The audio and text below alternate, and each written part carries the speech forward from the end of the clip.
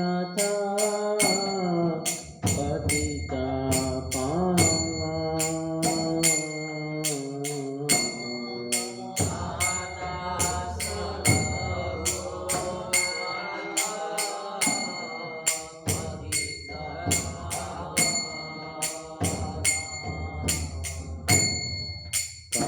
मोरा भट युग कहाँ कबीरा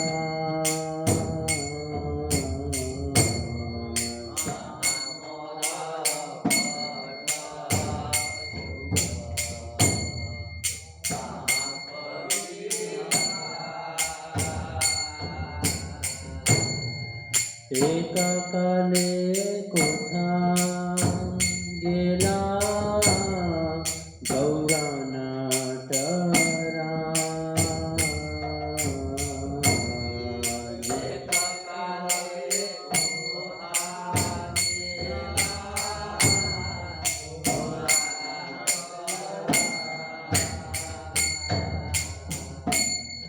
पाषाणे कुटिबो माथा आनाले पाशिबो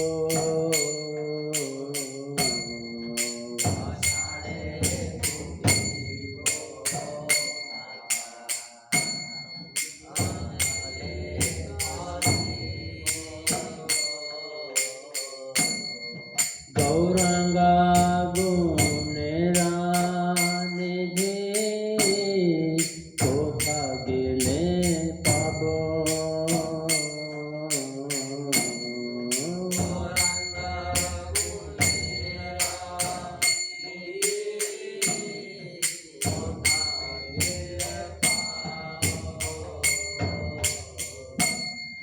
से सब संगीरा संगे जे कैला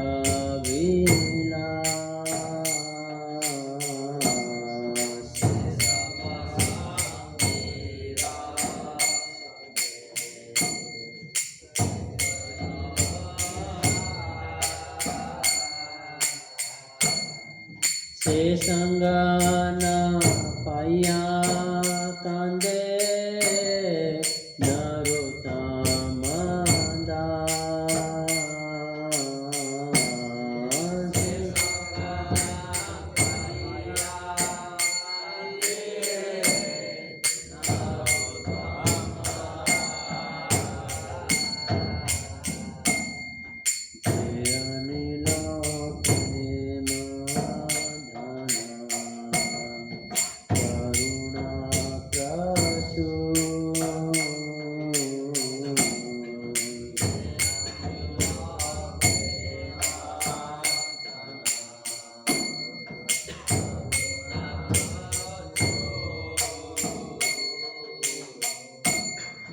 हेना प्रभु कोठा गेला आचार्य Thakur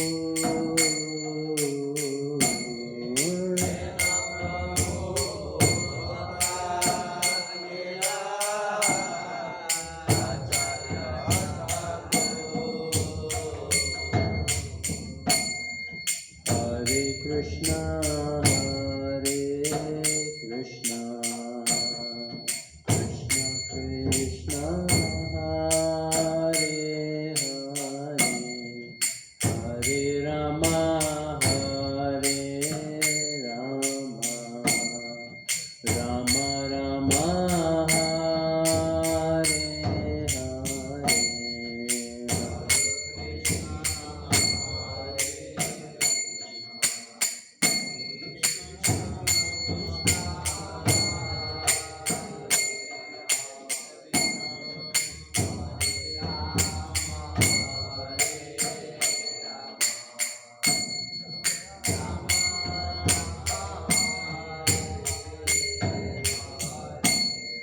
Hare Krishna,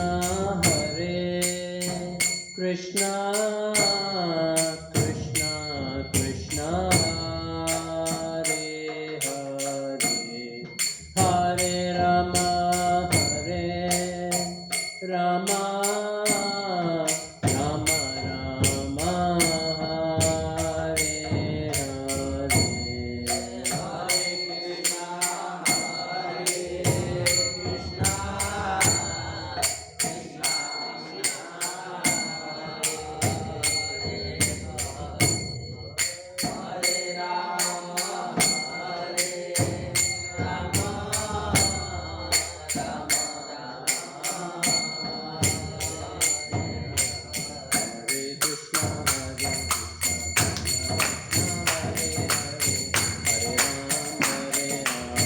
Rama Rama Hare Hare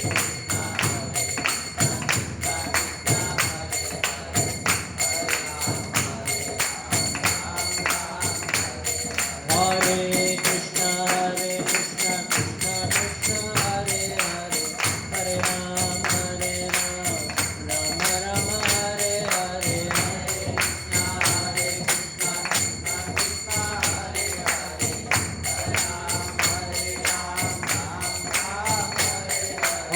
Hare Krishna Krishna Krishna Hare Hare Hare Rama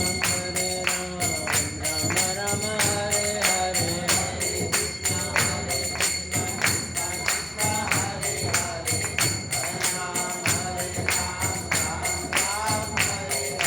Krishna Krishna Krishna Hare Hare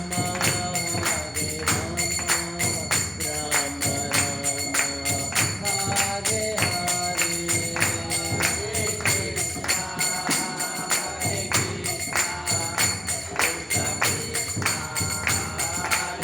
Rama Rama Hare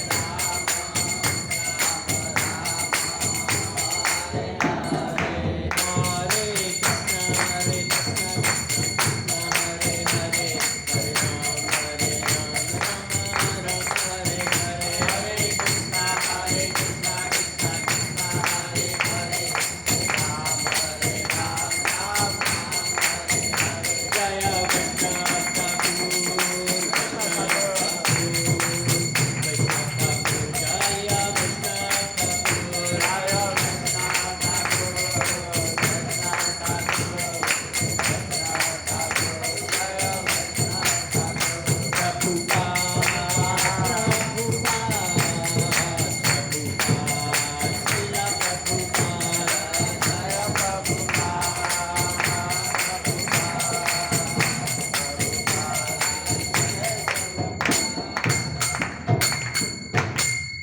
Jayam Vishnupad Paramhans परिवार का आचार्य श्रोता श्री श्रीपति चरणारविंद भक्ति वेदांत स्वामी श्रील प्रभुपाद की इस्कॉन फाउंडर आचार्य बिबडी फाउंडर आचार्य से the whole world is divine grace Bhakti Vedanta स्वामी श्रील प्रभुपाद की जयम विष्णुपाद परमहंस परिवार का आचार्य श्रोता श्री श्रीमशिल भक्ति सिद्धांत सरस्वती गोस्वामी महाराज प्रभुपाद की अनंत कोटि वैष्णव वृंद की नाम आचार्य श्री हरिदास ठाकुर की षड गोस्वामी वृंद की प्रेम से कहो श्री कृष्ण चैतन्य प्रभु नित्यानंद श्री अद्वैत गदाधर श्रीबस अधिकौर भक्त वृंद की श्री श्री राधा कृष्ण को गोपीनाथ श्याम कुंड राधा कुंड गिरी गोवर्धन की गंगा मई यमुना की भक्ति देवी की वृंद देवी तुलसी महारानी की हरे कृष्ण महामंत्र की युग धर्म हरिनाम संकीर्तन यज्ञ की ग्रंथ राज श्रीमद् भागवतम की ग्रंथ राज श्रीमद् भगवद गीता की शिला जयदेव गोस्वामी तिरुवाप्ति महामहोत्सव की हृदय गौर प्रेमानंदे all glories to the assembled Hare Krishna, all glories to the assembled Hare Krishna, all glories to the assembled Hare Krishna, all glories to Shri Shri Guru and Shri Gauranga, all glories to Shri Prabhupada ki.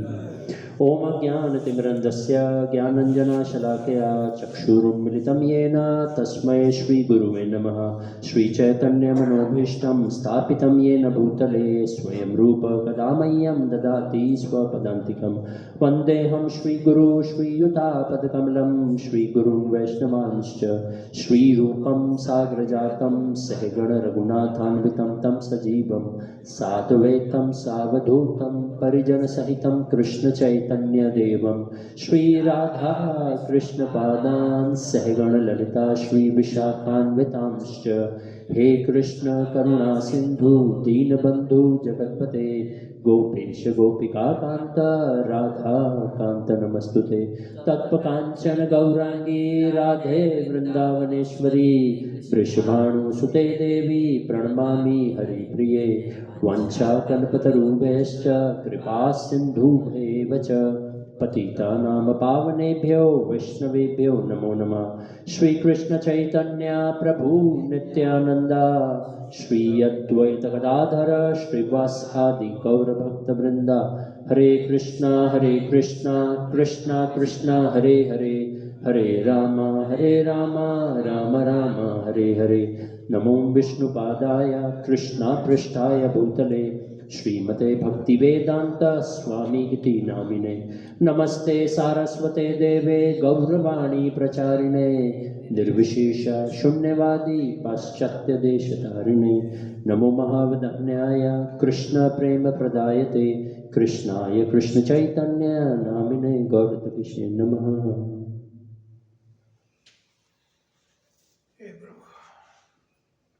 हरे कृष्णा। तो आप सब भक्तों का स्वागत है इस प्रातःकालीन कक्षा में। तो आज जो हम चर्चा करेंगे, आज बहुत ही विशेष उत्सव है। आज है शिला जयदेव गोस्वामी का तिरुभाव तिथि। शिला जयदेव गोस्वामी तिरुभाव तिथि महामहोत्सव की।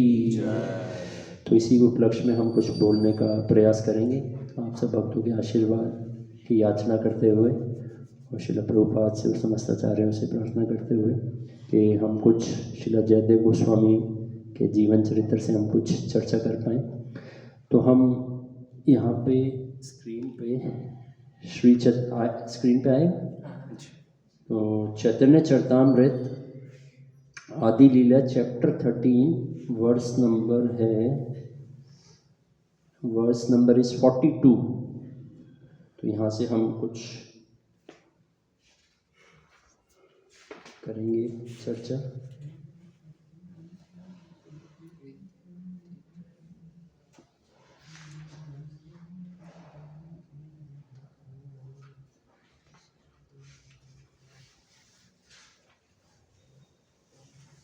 एक वर्स खोलना भी 42 है, verse number 42।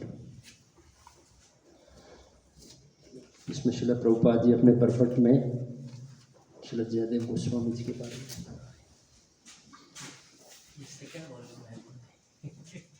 Second volume, oh right.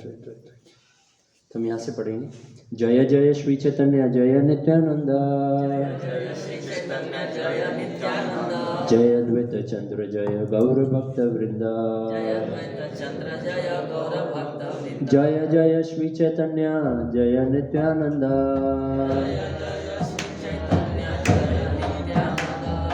जय अद्वैत चंद्र जय गौर भक्त वृंद।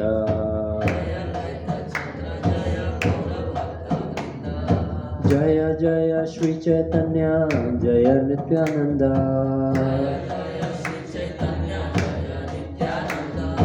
जय अद्वैत चंद्र जय गौर भक्त वृंद।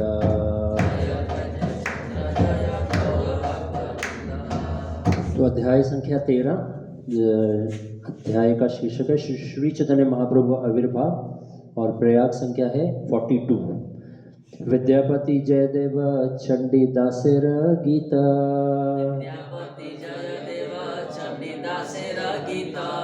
आस्वादेन रामानंद स्वरूप सहित, विद्यापति जयदेव चंडीदासेर गीता, आस्वादेन रामानंद स्वरूप सहित,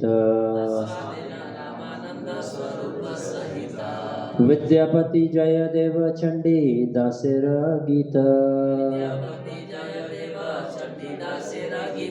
आस्वादेन रामानंद स्वरूप सहित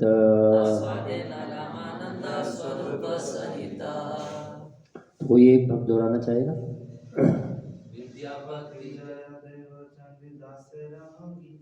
विद्यापति जयदेव चंडी दासेर गीता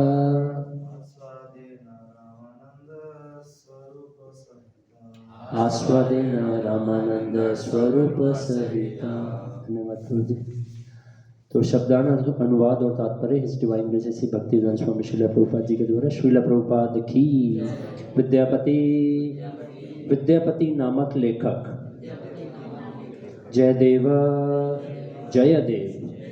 चंडीदासेर चंडीदास गीत उनके गीत आस्वादेना आस्वादन रामानंद स्वरूप सहित अनुवाद।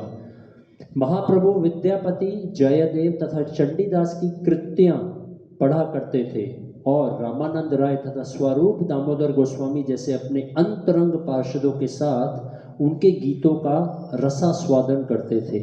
तात्पर्य: विद्यापति राधा कृष्ण की लीलाओं के विषय में गीतों के प्रख्यात रचनाकार थे।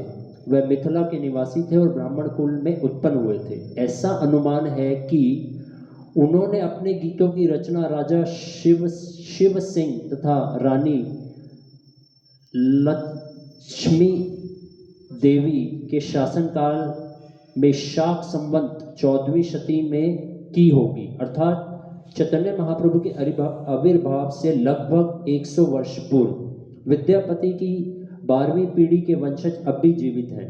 विद्यापति के गीतों में कृष्ण के गहन विरह को व्यक्त करने वाली कृष्ण की लीलाएं हैं और श्री चैतन्य महाप्रभु कृष्ण के विरह भाव में के समय इन सारे गीतों का रसास्वादन करते थे। जयदेव का जन्म 11वीं तथा या 12वीं शती शाक संवत में बंगाल के राजा महाराज लक्ष्मण सेन के राज्यकाल में हुआ था। उनके पिता का नाम भोजदेव और माता का नाम वामा देवी था। वे कई वर्षों तक नवद्वीप में रहे, जो उस समय बंगाल की राजधानी था। बीरभूम जिले का केंदु बिल्व नामक गांव उनकी जन्मभूमि था, किंतु कुछ विद्वानों के मतानुसार उनका जन्म उड़ीसा में हुआ था और कुछ लोगों के अनुसार दक्षिण भारत में। उन्होंने अपना अंतिम समय जगन्नाथपुरी में बिताया। गीत गोविंद उनकी एक सुप्रसिद्ध कृति है जो कृष्ण के दिव्य विरह रस से ओतप्रोत है। जैसे कि श्रीमद् भागवतम में उल्लेख मिलता है कि गोपियों को रास नृत्य के पूर्व कृष्ण के विरह की अनुभूति हुई थी और गीत गोविंद में ऐसी ही अनुभूतियां अभिव्यक्त हुई हैं। गीत गोविंद पर अनेक वैष्णवों के भाष्य लिखे हैं। चंडीदास का जन्म नागपुर गांव में हुआ था और वह भी बंगाल के बीरभूम जिले में है। वह ब्राह्मण परिवार में जन्मे थे और बतलाया जाता है कि इनका भी जन्म 14वीं शती शकाब्द में प्रारंभ हुआ था। ऐसा मत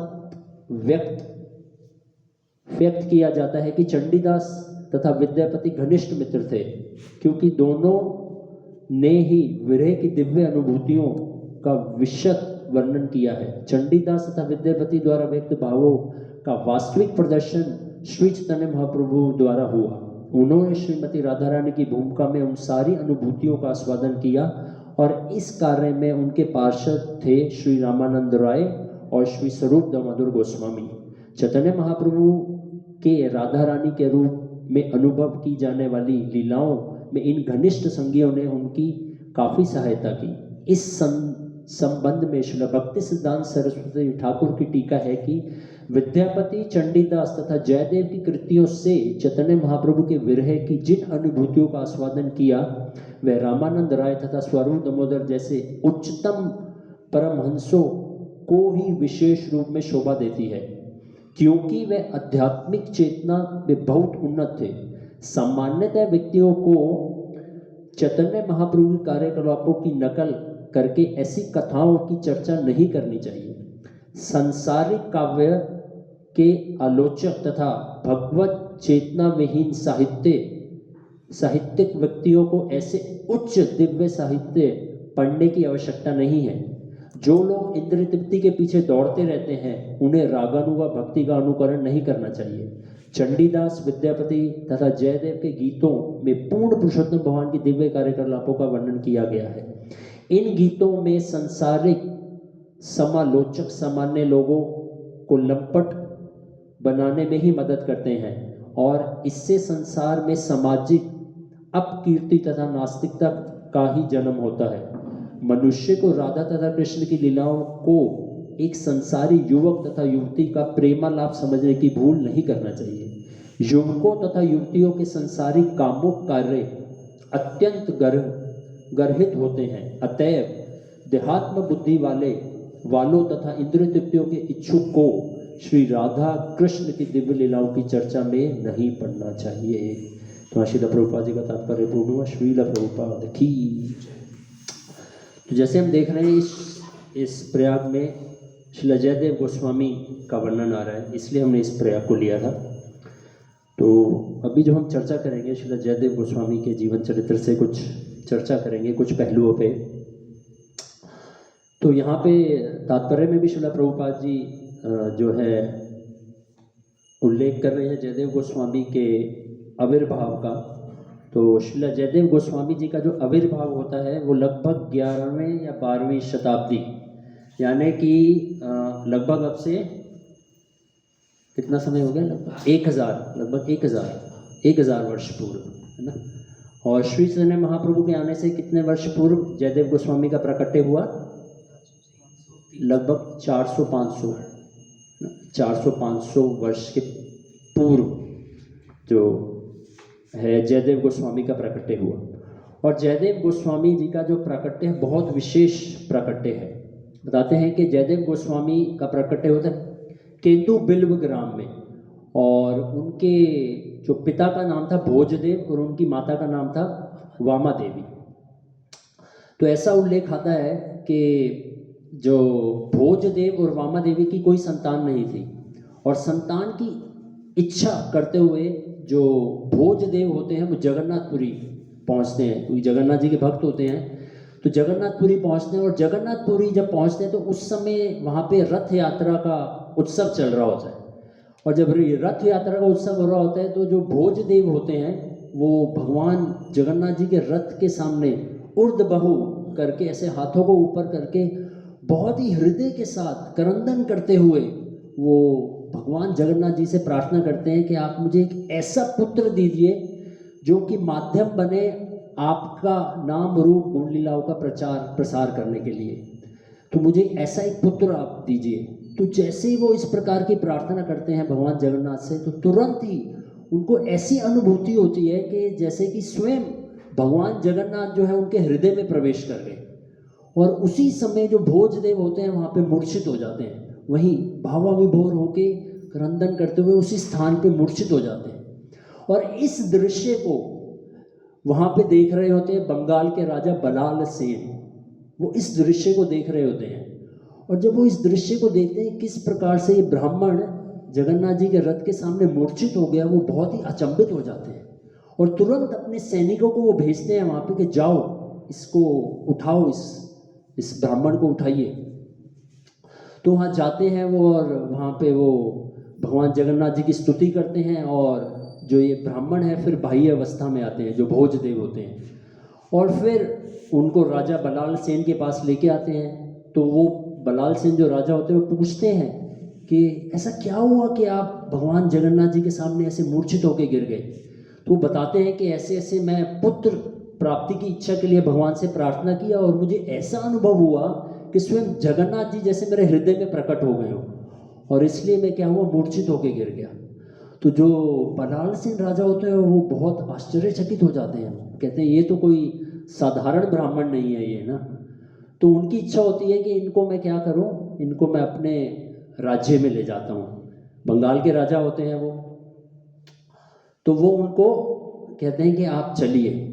तो वो उस अनुमति को स्वीकार कर लेते हैं और फिर जो जो भोजदेव होते हैं वो वापस बंगाल चले जाते हैं और वहाँ पे राजा के राज्य में रहते हैं और वहीं पे उनको जो है पुत्र की प्राप्ति होती है, जयदेव गोस्वामी की प्राप्ति होती है।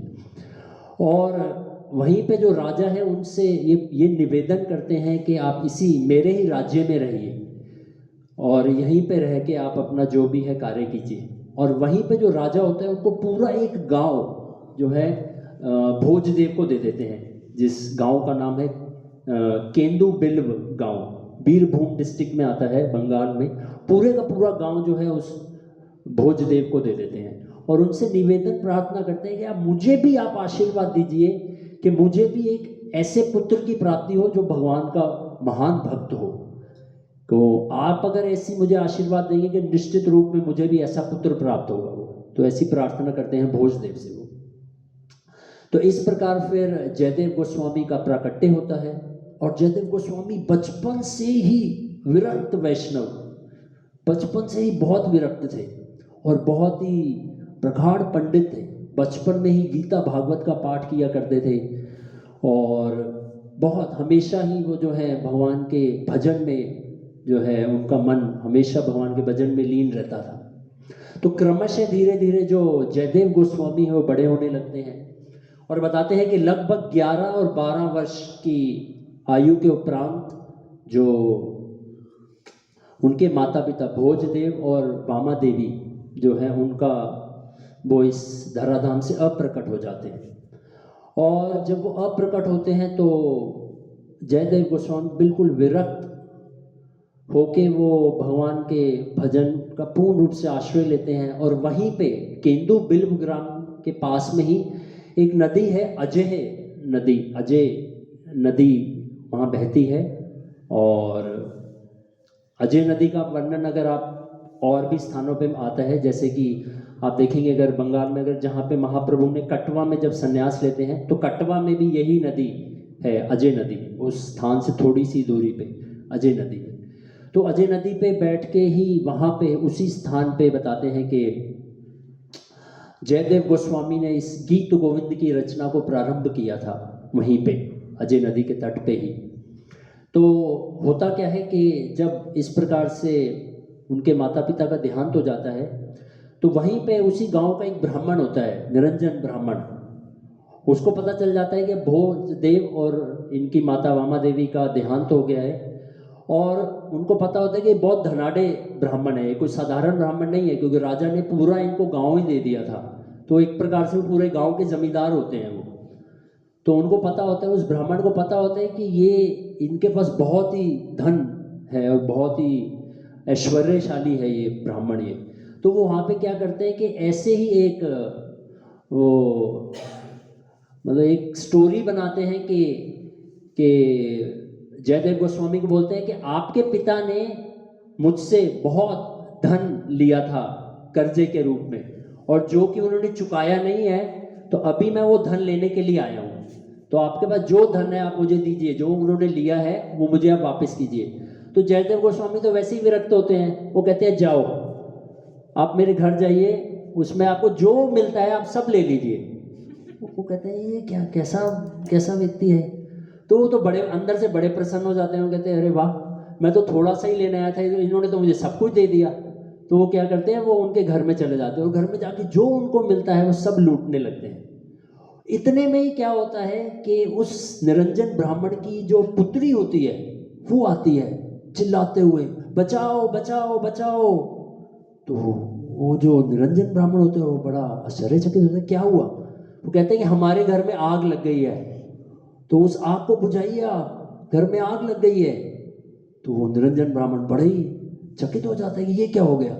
और वो तुरंत क्या करता है, वो जितना भी वो सामान सब छोड़ के अपने घर में आग बुझाने के लिए भागता है। और जैसे ही ये जयदेव गोस्वामी देखते हैं तो उनके मन में भी करुणा आ जाती है। वो भी क्या करते हैं, उस स्थान पे भागते हैं जहाँ पे वो आग लगी होती है और वहाँ पे जाते हैं। और वहाँ पे जाके वो ऐसा वर्णन आता है कि वो अग्निदेव से प्रार्थना करते हैं जयदेव गोस्वामी कि आप ऐसा मत कीजिए, आप इस ब्राह्मण के इस घर को मत जलाइए, आप इस आग को बुझा दीजिए आप। तो तुरंत तत्क्षण क्या होता है, वो जो ब्राह्मण का घर जो जल रहा होता है वो आग बुझ जाती है। और ये दृश्य देख के ब्राह्मण भी बहुत चकित हो जाता है वो, और वो समझ जाता है कि ये मैंने बहुत ही जो है जघन्य कार्य किया है, कि मैंने इस प्रकार से मैं जयदेव गोस्वामी के साथ में इस प्रकार का व्यवहार कर रहा था। वो तो समझ जाते हैं कि ये कोई साधारण ब्राह्मण नहीं है, ये बहुत ही उच्च कोटि का के वैष्णव है, उच्च कोटि के ब्राह्मण है। तो इस प्रकार की घटना होती है। और जब ऐसा होता है तो फिर जो जयदेव गोस्वामी होते हैं वो तो विरक्त होते ही हैं। तो वो जान जाते हैं कि संसार ये जो है ये बहुत ही विचित्र संसार है और यहाँ के लोग बहुत ही कपटी हैं। तो वो कहते हैं मैं इस स्थान पे रहना नहीं चाहता, ये स्थान मेरे लिए उचित नहीं है, ये मैं इस स्थान पे रहना नहीं चाहता। तो तुरंत वो क्या करते हैं, उस स्थान को छोड़ के वो जो है वो नवद्वीप जाने का निर्णय लेते हैं कि अब मैं क्या करूँगा, मैं नवद्वीप जाऊँगा। मैं नवद्वीप की महिमा के बारे में उन्होंने सुना होता है कि नवद्वीप जो है वो एक बहुत ही विशेष स्थान है, वो उसकी महिमा के बारे में जानते थे। उसी उपरांत उनके साथ एक घटना होती है कि जब वो अजय नदी के तट पे रहते हैं, वहीं पे उनको विग्रह प्राप्त होते हैं। किनके विग्रह प्राप्त होते हैं उनको राधा माधव के विग्रह प्राप्त होते हैं वहां पे। और उन विग्रह को प्राप्त करके बहुत हर्षोल्लास होता है उनको, और बहुत ही प्रसन्न होते हैं वो कि कैसे भगवान जो है वो प्रकट हुए हैं मुझसे सेवा लेने के लिए। तो उन विग्रहों को प्राप्त करके वो उन विग्रहों की सेवा प्रारंभ करते हैं, और फिर उसके उपरांत वो नवद्वीप चले जाते हैं। तो उस समय उन्होंने दशावतार स्तोत्र की रचना की होती है, जो कि आप गीत गोविंद में आप देखेंगे दशावतार स्तोत्र मंगलाचरण के अंदर ये दशावतार स्तोत्र आता है। और उस समय दशावतार स्तोत्र की जब रचना करते हैं तो वो बहुत प्रख्यात हो जाते हैं, मतलब उस कारण। और फिर वो जब नवद्वीप जाते हैं तो नवद्वीप में भी उनकी ख्याति होती है कि इस प्रकार से जयदेव गोस्वामी ने दशावतार स्तोत्र की रचना की है। तो वहीं जो उस नवद्वीप में जो राजा होते हैं वो बलाल सेन के पुत्र लक्ष्मण सेन उस समय राजा होते हैं नवद्वीप क्षेत्र के, बंगाल के।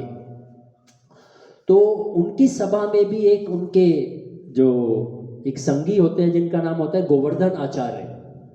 तो जो गोवर्धन आचार्य होते हैं उन्होंने जयदेव गोस्वामी के इस दशावतार स्तोत्र को सुना होता है, और वो क्या करते थे, वो दशावतार स्तोत्र गाया करते थे वो उसी सभा में, राजा की सभा में। और राजा भी बहुत उस दशावतार स्तोत्र को सुन के बड़ा ही हर्षोल्लासित होता था, और उसकी इच्छा थी कि ये जिन्होंने ये लिखा है दशावतार स्तोत्र, मैं उनके दर्शन करना चाहता हूँ, मैं उनको मिलना चाहता हूँ, उनकी सेवा करना चाहता हूँ। और जब उनको ये पता चलता है लक्ष्मण सेन को कि जो जयदेव गोस्वामी है वो नवद्वीप में ही आ गए हैं और यहीं रह रहे हैं, नवद्वीप में ही निवास कर रहे हैं, जब उनको ये पता चलता है तो बहुत उनकी इच्छा होती है कि मैं जयदेव गोस्वामी के दर्शन करना चाहता हूँ, उनकी सेवा करना चाहता हूँ मैं। तो फिर किसी तरह से वो ऐसी योजना बनाते हैं कि एक बहुत ही एक साधारण वस्त्र धारण करके एक ब्राह्मण वेश में जो है वो जयदेव गोस्वामी से मिलने की योजना बनाते हैं, क्योंकि वो जानते थे कि अगर मैं राजा के वेश में जाऊंगा तो हो सकता है कि मेरे को उनके दर्शन प्राप्त ना हो, या मैं उनसे ना मिल पाऊं, या मुझे वो अनुमति ना दें, है ना। तो इसलिए वो क्या करते हैं, वो एक बहुत ही साधारण वेश में, ब्राह्मण के वेश में जाते हैं जयदेव गोस्वामी से मिलने के लिए। तो जब जयदेव गोस्वामी से मिलने के लिए जाते हैं तो उनसे उनकी भेंट होती है, तो राजा उनकी प्रशंसा करते हैं, है ना। और जो जयदेव गोस्वामी उनसे पूछते हैं कि आप अपना मुझे परिचय दीजिए, आप हैं कौन।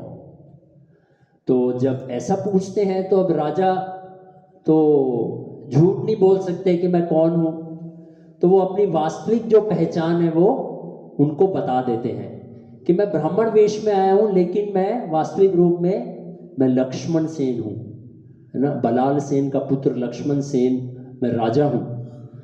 तो अब वो जब ये जयदेव गोस्वामी सुनते हैं तो वो उनको अच्छा नहीं लगता एक प्रकार से।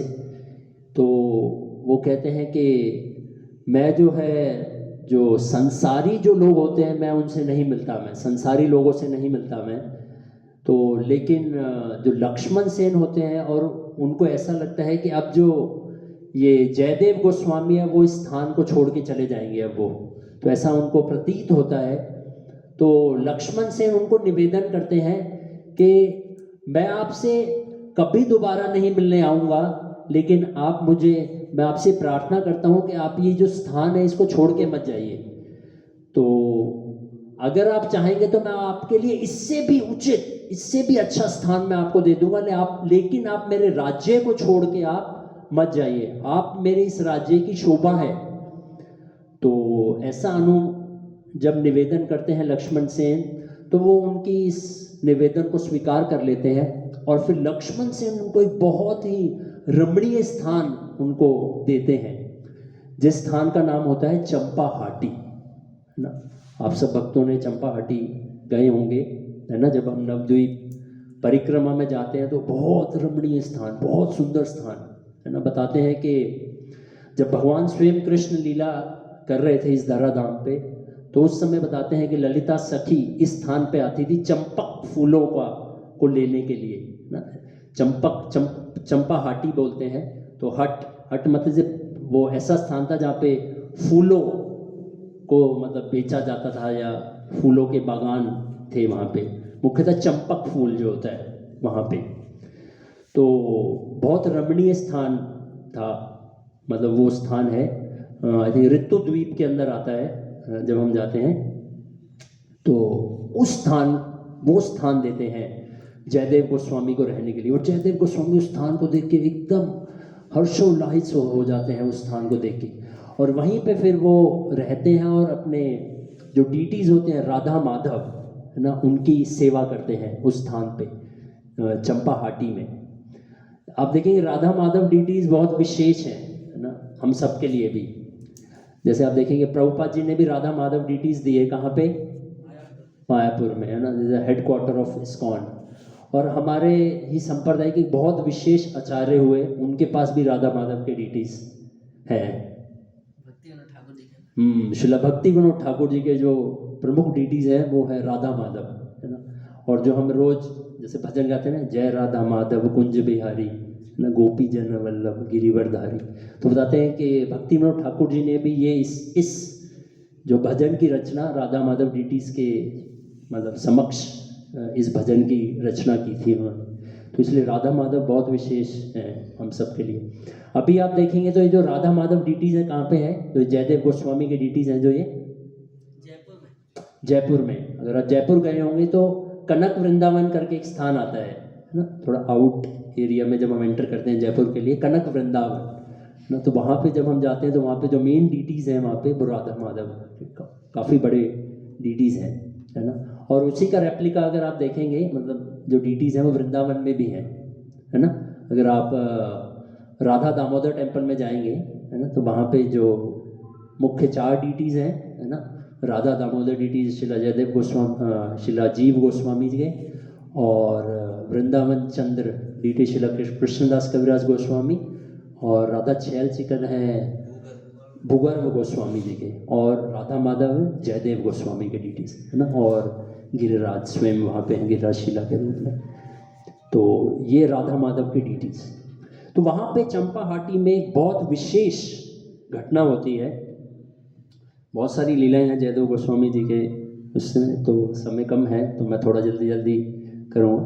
तो वहाँ पे एक बहुत विशेष लीला होती है चंपाहाटी में, कि एक दिन क्या होता है कि जब जयदेव गोस्वामी जब राधा माधव की वर्शिप कर रहे होते हैं, जब सेवा कर रहे होते हैं, और सेवा करते करते वो पूर्ण रूप से एब्जॉर्ब्ड होते हैं राधा माधव की सेवा में, तो वहाँ पे क्या होता है, वहाँ पे एकाएक वहाँ पे एक गोल्डन फॉर्म में, है ना, एक है ना तत्व कांचन गौरांगी, है ना, तत्व कांचन, है ना, गोल्डन फॉर्म में वहाँ पे प्रकट हो जाते हैं। कौन? गौरांग महाप्रभु, है ना, प्रकट हो जाते हैं। और जयदेव गोस्वामी एकदम स्तब्ध हो जाते हैं, क्योंकि उन्होंने अभी तक देखा नहीं होता श्री चैतन्य महाप्रभु को, गौरांग महाप्रभु को देखा नहीं होता, तो बहुत स्तब्ध हो जाते हैं देख के। और स्तंभ मुद्रा में वो देखते हैं किस प्रकार से ऐसी लंबी लंबी अजानुलंबितो भुजो कनकावदातो संकीर्तने कपितरो कमलायताक्षो, ऐसे है ना कमल जैसे नयन, है ना इतनी लंबी लंबी भुजाएं, है ना ऐसे गोल्डन फॉर्म, देखिए एकदम मूर्छित हो जाते हैं जयदेव गोस्वामी, उनके आंखों से अश्रु बहने लगते हैं। तो और फिर क्या देखते हैं वो कि गौरांग महाप्रभु फिर एकाकर क्या हो जाते हैं, वो राधा माधव बन जाते हैं और राधा माधव गौरांग बन जाते हैं। तो जब ऐसा देखते हैं तो एकदम आश्चर्यचकित हो जाते हैं और फिर वो गौरांग महाप्रभु से निवेदन करते हैं कि आप अपने प्राकट्य का मुझे बताइए, आपका क्या औचित्य है मेरे सामने इस रूप में प्रकट होने का। तो फिर गौरांग महाप्रभु उनको बोलते हैं कि आप क्या कीजिए, आप इस स्थान को छोड़ के आप क्या कीजिए, आप जगन्नाथपुरी जाइए। तो जब ऐसा वो सुनते हैं तो बिल्कुल आश्चर्यचकित हो जाते हैं वो, क्योंकि उस स्थान को वो छोड़ना नहीं चाहते। वो कहते इतना रमणीय स्थान है ना, यहाँ पे मैं राधा माधव की सेवा कर रहा हूँ, मैं कैसे इस स्थान को छोड़ सकता हूँ मैं। तो फिर लेकिन गौरांग महाप्रभु का निवेदन होता है और महाप्रभु कहते हैं कि आप जाइए और वहाँ पे जगन्नाथपुरी में जाके आप जो आप ये गीत गोविंद की रचना कर रहे हैं वहाँ जाइए, जगन्नाथ जी की प्रसन्नता के लिए वहाँ गीत गोविंद की रचना कीजिए।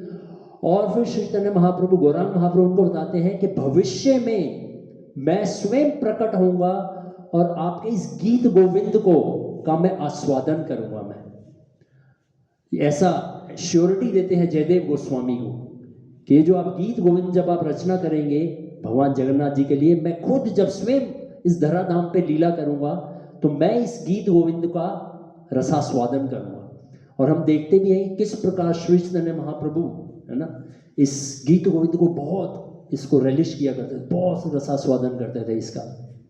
जैसे कि छोटा सा पास टाइम आता है अंत्य लीला में, वो पास टाइम आता है कि एक बार श्री चैतन्य महाप्रभु यमेश्वर एक स्थान है वहां से वो जगन्नाथपुरी की तरफ आ रहे होते हैं। तो जैसे ही जगन्नाथपुरी की तरफ आ रहे होते हैं श्री चैतन्य महाप्रभु, तो वहां पे उनको इस गीत गोविंद जो है श्रवण होता है। उनको लगता है कोई गीत, ये बहुत ही मधुर स्वर में कोई गीत गोविंद गा रहा है। तो श्री चैतन्य महाप्रभु के साथ गोविंद होते हैं, साथ में उनके सेवक।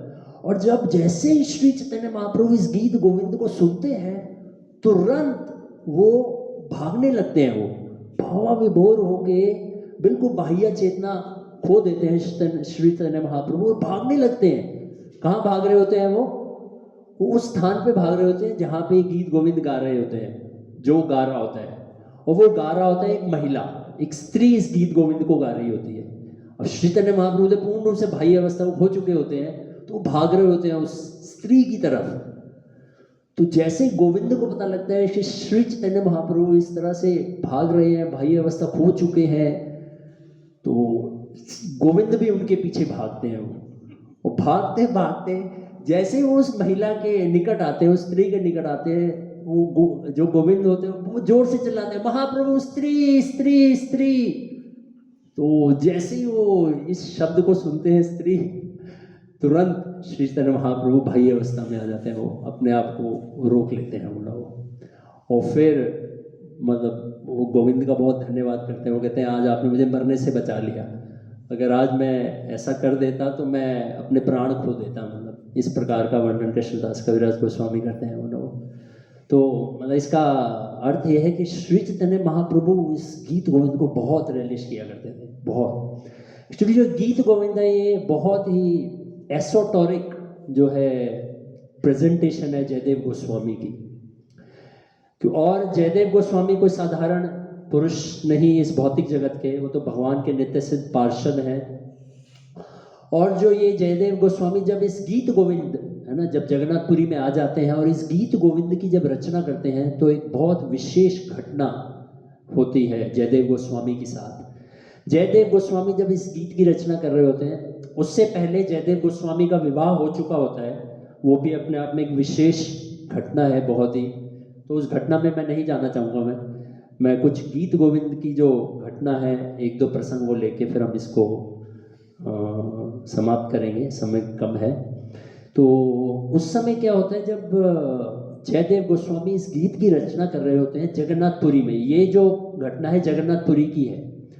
कुछ कहते हैं कि ये घटना नवद्वीप में हुई ना, चंपाहाटी में, उस स्थान पे ये घटना हुई, लेकिन श्रील भक्ति सिद्धांत सरस्वती गोस्वामी अपने टीकाओं में इसका वर्णन करते हैं कि जो ये वाली जो गीत गोविंद वाली जो प्रसंग है ये जगन्नाथपुरी में हुआ। तो जगन्नाथपुरी में जब लिख रहे होते हैं, गीत गोविंद की रचना कर रहे होते हैं, तो उस समय जो जयदेव गोस्वामी होते हैं पूर्ण रूप से भगवान की लीलाओं में प्रवेश कर जाते हैं। क्योंकि जो गीत गोविंद है वो भगवान की जो वसंत रास, भगवान दो प्रकार की रास लीलाएं करते हैं, एक शरदीय रास और एक वसंत रास।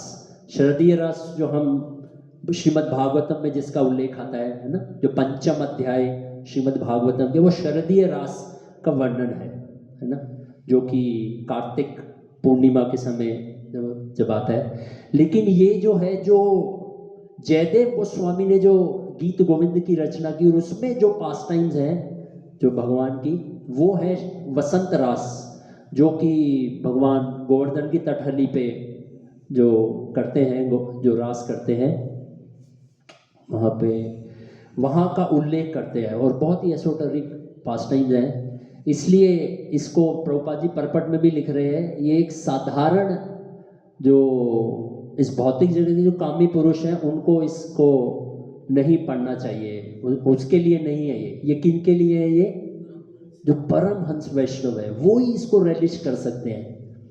इसलिए घटना एक ऐसी भी आती है, एक बार श्रील भक्ति सिद्धांत महाराज जो है वो ऐसी इच्छा प्रकट करते हैं भक्ति विनोद ठाकुर जी को। वो कहते हैं मैं इस गीत गोविंद को लिखना चाहता हूँ, इसको पढ़ना चाहता हूँ, इसको प्रिंट करना चाहता हूँ। तो भक्ति विनोद ठाकुर तुरंत उनको रोक देते हैं। वो कहते हैं नहीं, अगर आप करना भी चाहते हो इसको प्रिंट तो आप एक ही कॉपी प्रिंट कीजिएगा इसके लिए, वो भी स्वयं अपने लिए बस। ये जन सामान्य लोगों के लिए नहीं है, ये जो ये गीत गोविंद है ये जन सामान्य लोगों के लिए नहीं है, क्योंकि बहुत ही विशेष इसमें राधा कृष्ण की अंतरंग जो पास टाइम्स हैं वो उसका वर्णन है।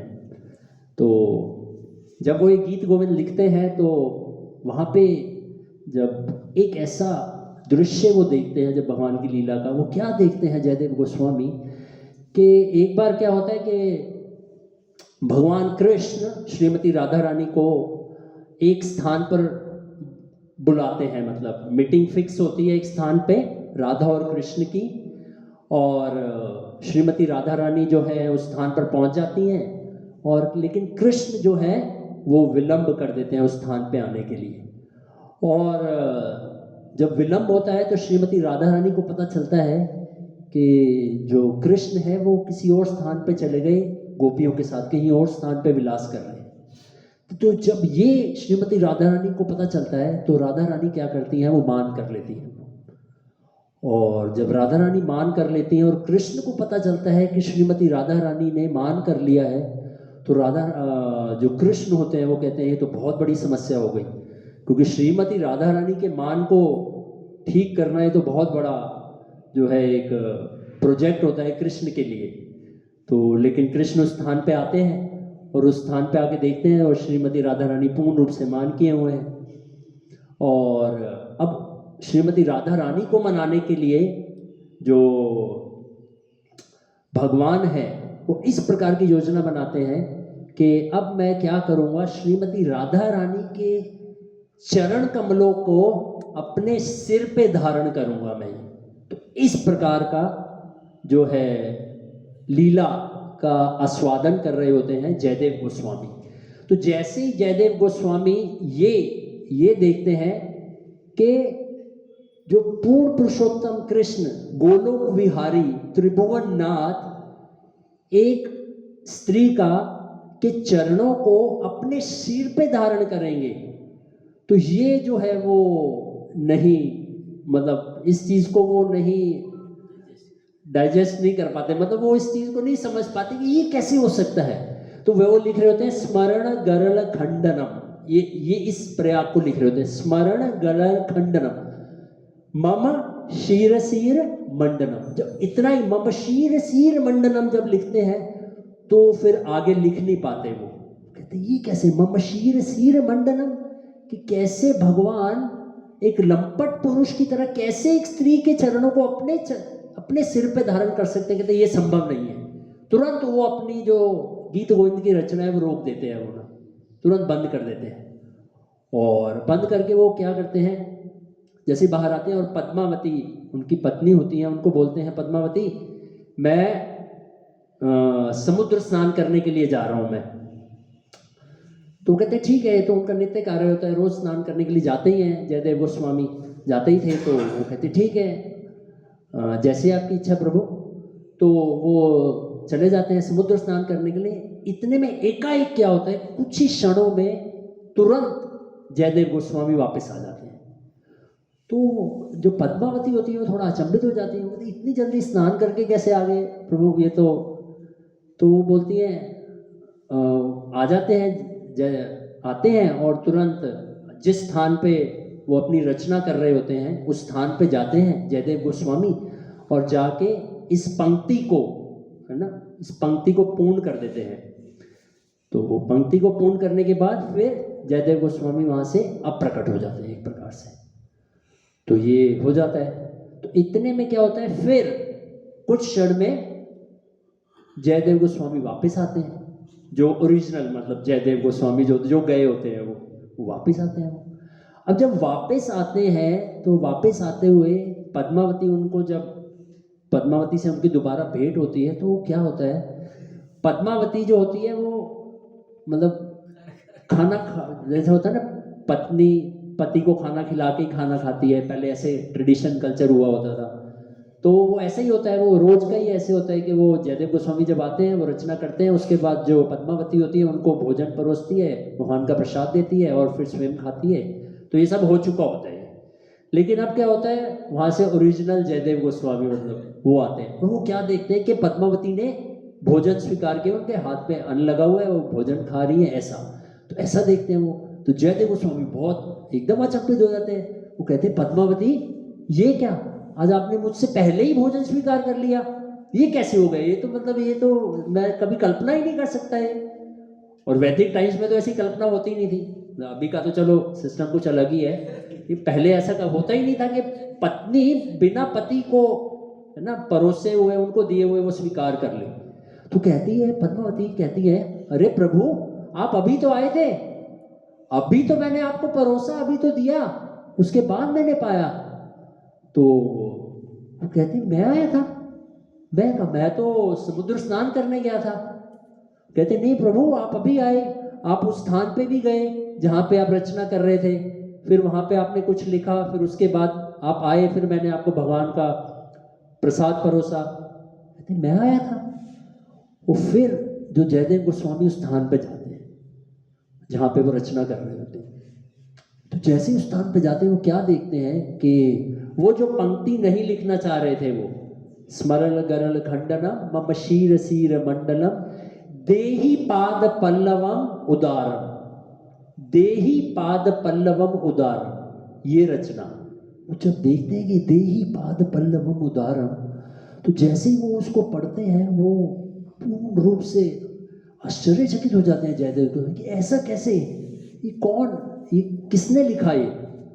तो वो समझ जाते हैं कि ये जो रचना है ये स्वयं मेरे जो स्वामी है, जो है ना, जो त्रिलोकीनाथ त्रिभुवननाथ है ना, गोलोक विहारी, वो स्वयं उन्होंने इस पंक्ति को लिखा है वो ना।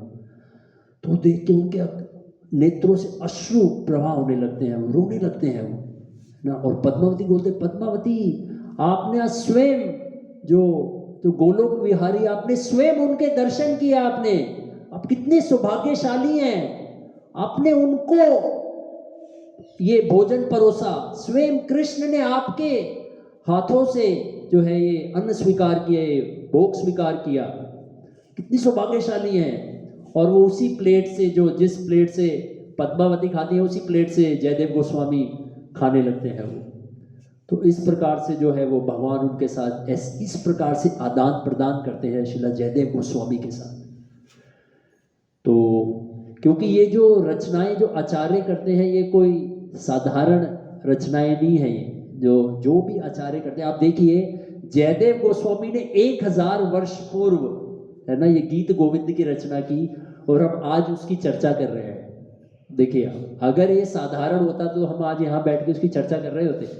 इस भौतिक जगत की आप कोई भी रचना देख लीजिए, कोई भी साहित्य काव्य कुछ भी देख लीजिए, कितने समय तक रहता है वो, कितने समय तक हम उसको रिलिश कर पाते हैं या उसको रिमेम्बर कर पाते हैं या उसकी चर्चा कर पाते हैं? नहीं। जो भगवान के द्वारा जो प्रेरित है, भगवान के भक्त जो रचना करते हैं, वो शाश्वत काल तक उसका गुणगान होता है ना। जैसे हमारे इस परंपरा में अनेक आचार्यों के जीवन में हम देखेंगे, है ना। जैसे बलदेव विद्याभूषण जी के जीवन में देखते हैं किस प्रकार उन्होंने, है ना, कौन सी रचना की? गोविंद भाष्य की रचना की, है ना। वो किन्होंने लिखवाया? स्वयं गोविंद जी ने स्वयं उनको वो भाष्य लिखा उस भाष्य। और इसी प्रकार से हम श्रील प्रभुपाद जी के जीवन में भी देखते हैं, है ना। प्रभुपाद जी ने जो हमें तात्पर्य दिए, जो अभी हम पढ़ रहे थे ना, प्रभुपाद जी क्या बोलते हैं? तात्पर्य किन्होंने लिखे हैं? ये स्वयं कृष्ण ने तात्पर्य लिखे हैं, ये डिक्टेटेड बाय कृष्णा, है ना। प्रभुपाद जी एक लेटर में लिख रहे हैं, इसके भावानंद प्रभु को एक लेटर है, उसमें प्रभुपाद लिख रहे हैं कि ये जो तात्पर्य है ये स्वयं कृष्ण ने लिखा है ना। तो इसलिए जो रचनाएं हैं ये बहुत बहुत विशेष जो है रचना है। एक पास टाइम और मैं बताऊंगा, गीत गोविंद से रिलेटेड है, फिर हम उसको अंत करेंगे। कि जैसे हम देखते हैं किस प्रकार भगवान ने इस पद्य को लिखा, है ना। यहां तो लिखा भगवान ने, ऐसा ही एक भगवान ने इस पद्य को गाया भी जयदेव गोस्वामी के लिए।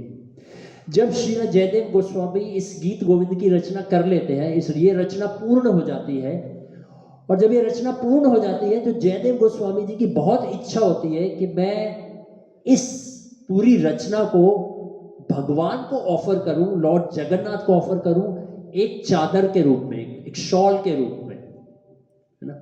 अभी भी अगर आप देखेंगे, अगर अभी भी आप जगन्नाथपुरी जाएंगे तो अभी भी भगवान को एक विशेष तिथि पे भगवान को एक चादर जो है वो ओढ़ी जाती है भगवान को, जिसके ऊपर पूरा गीत गोविंद लिखा होता है। आपने दर्शन किए उस चादर के? किसी ने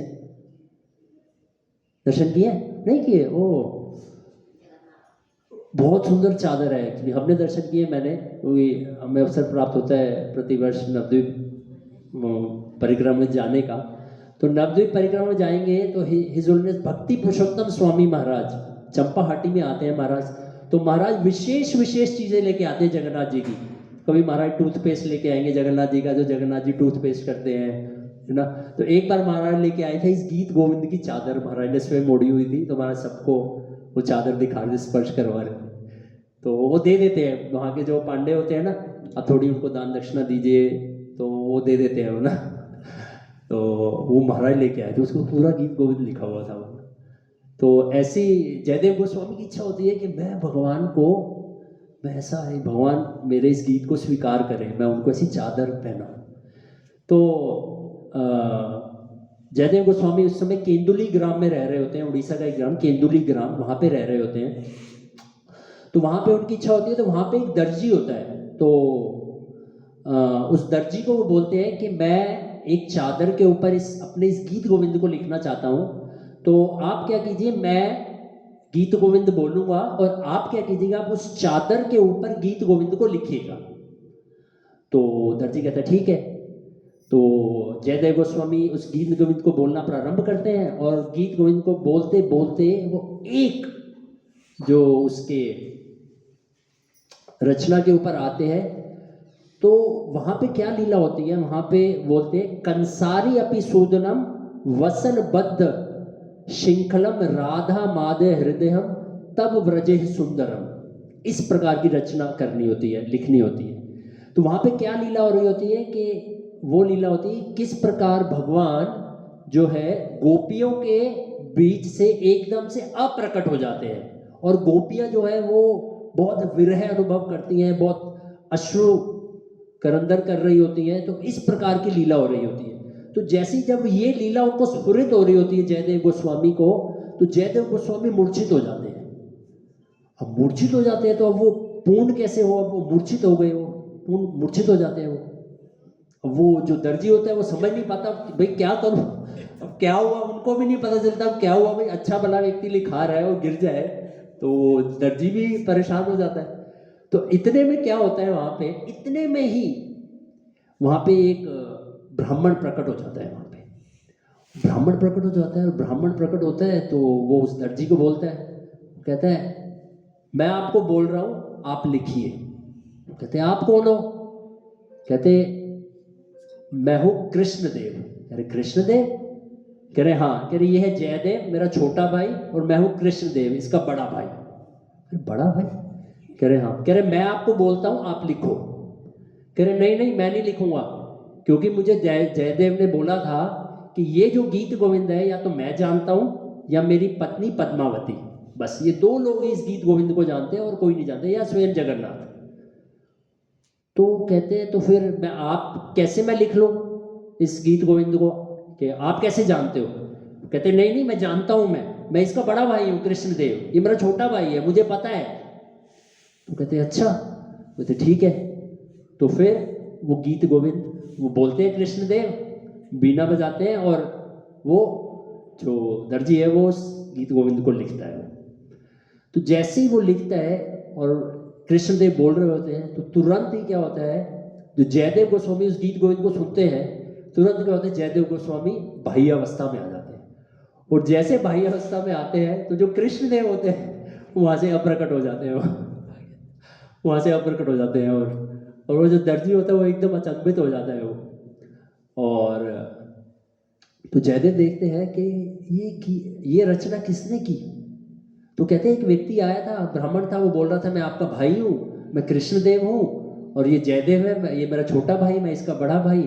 तो उन्होंने ये गीत गोविंद जो है बोला और मैंने लिखा। तो फिर जो जयदेव गोस्वामी समझ जाते हैं कि ये स्वयं जो है वो जगन्नाथ जो है वो कृष्णदेव के रूप में यहाँ पे आए, और उन्होंने ये गीत गोविंद बोला ना, और इस दर्जी ने उसको लिखा ना।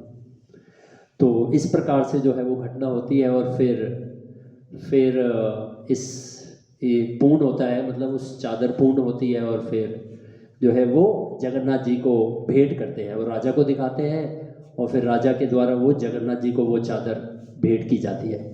तो अभी भी ये प्रथा है कि जयदेव गोस्वामी का जो ये लिखा हुआ जो गीत गोविंद है वो एक चादर के रूप में भगवान को ओढ़ा जाता है, और नियमित रूप से जो है गीत गोविंद जो है भगवान के सामने गीत गोविंद गाया जाता है। और ऐसी कई सारी घटनाएं, जगन्नाथ जी को ये गीत गोविंद इतना इतना प्रिय है कि भगवान इस गीत गोविंद के बिना रह नहीं पाते, इसको श्रवण किए रह नहीं पाते वो। तो ऐसी कई घटनाएं। एक बार क्या होता है, एक राजा होता है, वो गीत गोविंद को बंद कर देता है। वो कहता है क्या गीत गोविंद ये है ना, कि ये गीत गोविंद नहीं गाया जाएगा, वो मैं एक गीत गोविंद लिखूंगा। राजा कहता है मैं एक गीत गोविंद। राजा बहुत बड़ा पंडित होता है, उसको बहुत संस्कृत का ज्ञान होता है। कहते क्या है ये, है ना, एक दरिद्र ब्राह्मण के द्वारा गीत गोविंद जगन्नाथ के सामने गाया जा रहा है, मैं एक गीत गोविंद की रचना करूंगा मैं। तो वो जो है उनको बोलता है, जो पांडे होते हैं जगन्नाथ जी के, उनको बोलता है कि आज से जो मैं गीत गोविंद की रचना की है वो गीत गोविंद जगन्नाथ जी के सामने गाया जाएगा, ये जो गीत गोविंद है ये नहीं गाया जाएगा। तो पांडे होते हैं, वो तो भगवान के भक्त हैं, वो कहते हैं देखिए ये निर्णय हम नहीं ले सकते, ये निर्णय तो स्वयं जगन्नाथ जी लेंगे। तो हम क्या करते हैं, हम दोनों गीत गोविंद को भगवान के सामने प्रस्तुत करते हैं, जिसको भगवान स्वीकार करेंगे उस गीत गोविंद को भगवान के सामने गाया जाएगा। अब वैसे तो जो राजा होते हैं वो भगवान के प्रतिनिधि होते हैं, वो भी भक्त है, लेकिन फिर भी राजा के अंदर ऐसा अहंकार होता है, तो भगवान उनके अहंकार का मर्जन करने के लिए ऐसी लीला करते हैं। तो जब दोनों गीत गोविंद भगवान के सामने रखे जाते हैं, तो अगले दिन जब पट खोला जाता है तो जो राजा का गीत गोविंद लिखा होता है वो तितर बितर हो जाता है, भगवान उसको फाड़ फूड़ के फेंक देते हैं वो। तो जब ये राजा को पता चलता है तो राजा को बड़ा ठेस पहुंचता है ना, वो कहता है ये क्या, तो भगवान ने मेरा तिरस्कार ही कर दिया, मेरी रचना का तिरस्कार ही कर दिया, तो मेरा जो ये जीवन है मैं इसको अभी त्याग दूंगा, मैं मेरा जीवन किसी लायक नहीं है, मैं इसको तुरंत अभी जाके मैं समुद्र में जाके अपने इस जीवन को अंत कर दूंगा मैं। तो जैसे ही ये पता चल, भगवान अंतर्यामी है, तो फिर भगवान ऐसी प्रेरणा देते हैं राजा को ऐसी प्रेरणा देते हैं कि आप जो है ऐसा मत कीजिए, आप अपने इस देह का त्याग मत कीजिए, आप भी मुझे प्रिय है, ऐसा नहीं है, आप भी मुझे प्रिय है, लेकिन आप इतने अहंकार क्यों कर रहे हैं, आप इतने अहंकारी क्यों हैं। भगवान ऐसी उनको प्रेरणा देते हैं। तो फिर भगवान उनके गीत गोविंद में से भी कुछ जो उनकी रचना है उसको स्वीकार करते हैं, ऐसा बताते हैं। तो बताते हैं कि ऐसे 12 कुछ ऐसे वर्सेस हैं जो कि उस राजा के द्वारा रचित किए गए थे, जो कि भगवान ने स्वीकार किए, और फिर वो उसको गीत गोविंद में डाला गया। अब वो कौन से 12 हैं ये तो नहीं कोई आइडेंटिफाई कर पाते, लेकिन वो 12 उस अभी का जो गीत गोविंद है उसके अंदर वो सम्मिलित है।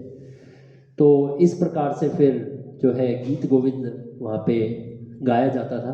और जब भी गीत गोविंद को वहाँ रोका गया तो एक बहुत विशेष लीला हुई वहाँ पे। एक बार जब गीत गोविंद बंद किया, बताते हैं कैसे वहाँ पे देवदासी की प्रथा चालू हुई। मतलब वहाँ पे बताते हैं ना कि देवदासियाँ भगवान के सामने जाके नाना प्रकार के काव्य प्रस्तुत करती है, जिसमें से गीत गोविंद एक है। तो एक बार एक गीत गोविंद जब गाना बंद हो जाता है तो वहाँ पे एक जो एक ब्राह्मण की पुत्री होती है पद्मा, वो इस गीत गोविंद को जो जयदेव गोस्वामी के द्वारा लिखा गया गीत गोविंद को नियमित रूप से गाती थी, बहुत मधुर स्वर में गाया करती थी। तो जब एक बार गीत गोविंद नहीं सुनाते भगवान को, तो भगवान को जो वो पद्मा जो गीत गोविंद गाती है वो भगवान श्रवण करते हैं, और जैसे ही भगवान के कर्णों में वो गीत गोविंद जाता है, भगवान तुरंत अपने ऑल्टर को छोड़ छाड़ के भाग जाते हैं, वहाँ से उस स्थान को छोड़ देते हैं, अपने ऑल्टर को छोड़ के वो जहाँ पे गीत गोविंद गा रही होती है पद्मा, उस स्थान पे चले जाते हैं। अब स्थान पे जाते हैं तो वो बैंगन का खेत होता है, उस खेत में जो है वो माली की पुत्री होती है वो, तो वहाँ पे गा रही होती है। तो भगवान उसके पीछे पीछे वो गीत गोविंद जो है सुन रहे होते हैं। तो क्या होता है, जब गीत गोविंद सुन रहे होते हैं तो समय हो जाता है भगवान के ऑल्टर के दर्शन खुलने का। तो जैसे ही दर्शन खुलने का समय होता है तो भगवान तुरंत भागे भागे उस अपने ऑल्टर में आते हैं, और जब भागे भागे ऑल्टर में आते हैं तो वो उस खेत से गुजरते हुए आ रहे होते हैं। तो भगवान बिल्कुल कुछ नहीं देख रहे होते, क्या काटा फाटा कुछ नहीं। तो भगवान के पूरे शरीर पे कांटे, बैंगन के पत्ते, पूरा भगवान का चेहरा ऐसा हो जाता है। तो जैसे ही भगवान के पट के दर्शन खुलते हैं और राजा होता है वहाँ पे, बाकी पांडे होते हैं, वो जैसे ही देखते हैं भगवान की ऐसी ऐसी हालत कि कैसे भगवान के जो कांटे पूरे शरीर पे और पत्ते वत्ते सब लगे हुए हैं, तो बड़े अचंभित हो जाते हैं। क्या हुआ? जगन्नाथ जी पूछते हैं क्या हुआ? वो कह रहे सब ये आपके द्वारा है, ये आपने ही किया है। बोले हमने किया है? ये कैसे? कह रहे आपने मेरा गीत गोविंद बंद करा दिया जो कि मुझे अति प्रिय है, वो आपने बंद करा दिया, तो मैं क्या करूं मैं, है ना। वो जो बालिका वो गीत गोविंद गा रही थी, मैं इतना आकर्षित हो गया कि मुझे इस स्थान को छोड़ के भागना पड़ा। तो वो कहते हैं इसका प्रमाण ये है कि मेरी उत्तरी जो है वो उस स्थान पे रह गई, आप जाइए, आप देखिए, आपको वहाँ मेरी उत्तरी मिलेगी। तो वो सब जाते हैं, वहाँ देखते हैं भगवान की उत्तरी होती है, उस बालिका को लेके आते हैं और उसको बोलते हैं कि अब आपको कोई कार्य करने की जरूरत नहीं है, अब आपको क्या करना है, सिर्फ और सिर्फ आपको भगवान के समक्ष इस गीत गोविंद को नियमित रूप से गाना है। तो तब से ही फिर ये प्रथा चली देवी दासी की कि भगवान के सामने आज भी बताते हैं, आज भी भगवान के सामने गीत गोविंद जो ये रचना है भगवान के सामने गाई जाती है। तो इस प्रकार से फिर गीत गोविंद बहुत लोकप्रिय हुआ और भगवान इसका बहुत रसास्वादन किया करते थे। ऐसे करके फिर जयदेव गोस्वामी की फिर वृद्धावस्था आती है, तो उसका बहुत डिटेल में डिस्क्रिप्शन नहीं है कैसे जयदेव गोस्वामी जी का तिरुभाव होता है, लेकिन इतना बताते हैं आचार्यगण, भक्ति सिद्धांत महाराज भी बताते हैं कि जो जयदेव गोस्वामी ने जो अपना अंतिम जो है जो अप्रकट्य लीला की, वो जगन्नाथपुरी में ही वो हुआ। कोई कहते हैं कि उनका जो केंदु बिल्व ग्राम था वहाँ पे उन्होंने किया, लेकिन भक्ति सिद्धांत महाराज कहते हैं कि नहीं, उन्होंने अपना जो डिसअपीयरेंस पास टाइम है वो जगन्नाथपुरी में ही किया। तो इस प्रकार से है, और भी बहुत सारी लीलाएं हैं जयदेव गोस्वामी के लिए, लेकिन अभी समय यहाँ पे हो गया तो मैं क्षमा चाहूँगा, बहुत समय ले लिया आपसे भक्तों का, अब 18 मिनट ज़्यादा हो गए, प्लीज़ मुझे क्षमा कीजिएगा। शिला जयदेव गोस्वामी की, शिला जयदेव गोस्वामी तिरुभाव तिथि महामहोत्सव की, आप सब भक्तों की, जगत गुरु श्रील प्रभुपाद की, निताई गौर प्रेमानंदे। हरे कृष्णा कृष्णा कृष्णा हरे हरे, हरे राम राम राम हरे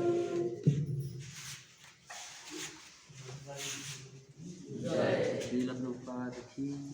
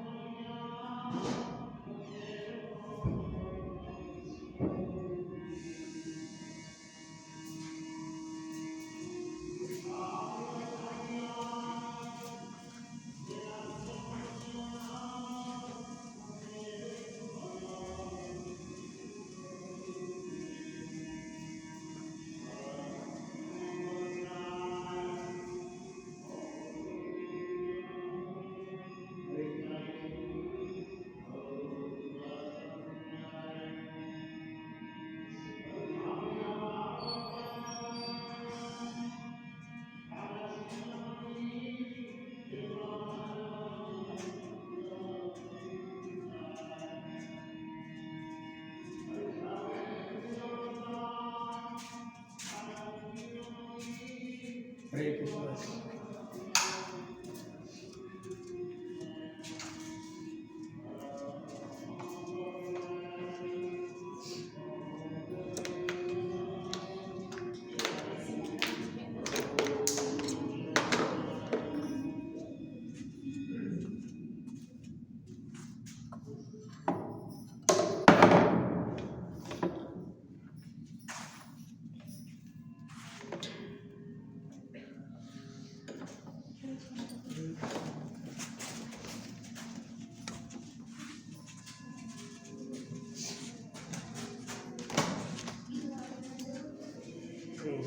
चलना है, क्या इधर चलना है, ये सब कुछ करना है।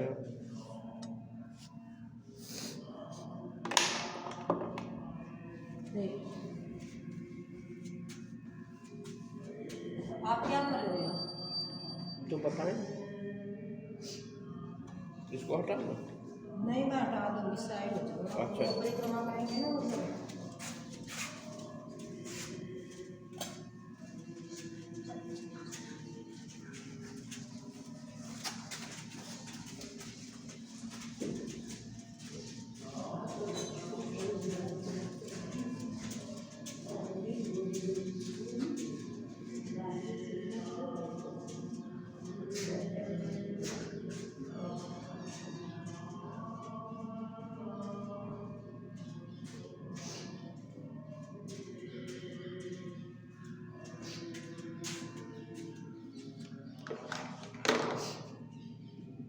ये मोबाइल पर जी